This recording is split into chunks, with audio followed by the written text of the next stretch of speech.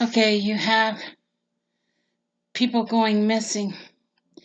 A nuclear war happens, and you want to cover it up so nobody finds out there was a nuclear war. My question is, how could so many people go missing at once if there wasn't a nuclear war? Another question, were the widows just a diversion from the nuclear war? Were they just another added diversion, distraction, when they were being taken and fed to the alligators? Yeah, it really happened. I'm not kidding. Kenya hacked into the computer software. They hacked into my software. That's what happened. It's that simple. At the same time, 41 alligators came up missing in Florida. And a Mark, the mayor, senator, I don't know who, one of those guys, took them. Could they have been feeding people to them? The alligators? That's what I'm saying. Another thing, the cooking show, Bobby Filet cooking show, is just down the street from the same hotel restaurant that Michael Donald, if that is his name at all, and his sidekick were running, and they were feeding widows to alligators, abducting them, kidnapping them, and killing them. Could they have been taking the alligators down to the cooking show where Bobby Filet is and using them for the cooking show so nobody would be able to tell?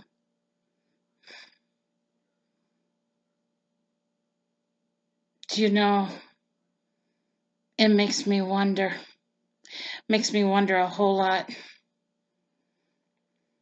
When they rewrote history, the future and the past, they made the universe a lot worse because of people being fed to alligators.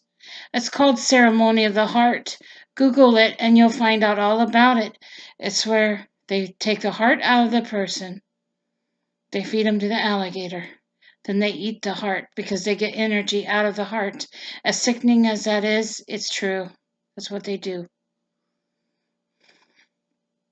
They say that the soul is in the organs, and that's what they believe.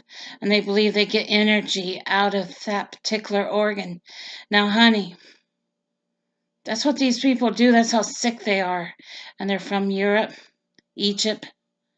It's actually an Egyptian ceremony called Ceremony of the Heart. Look it up. I looked it up. I read it. It was there. Unless they removed it so they wouldn't be able to tell anybody that way. There were things that they probably removed ever since I looked them up and talked about them. Because the thing is, they don't want any proof out there because they want to discredit you and make you look crazy. It might sound crazy to you, but it really all happened. I'm not making none of this up. I almost became alligator food. I saw a widow with my own eyes. I heard a widow's blood-curdling scream with my own eyes. I talked to a doctor from Kenya and heard him threaten my life with my own ears. He said, "You don't want your neighbor dead too, do you?" He threatened me. Now, if someone said that to you, what would you do?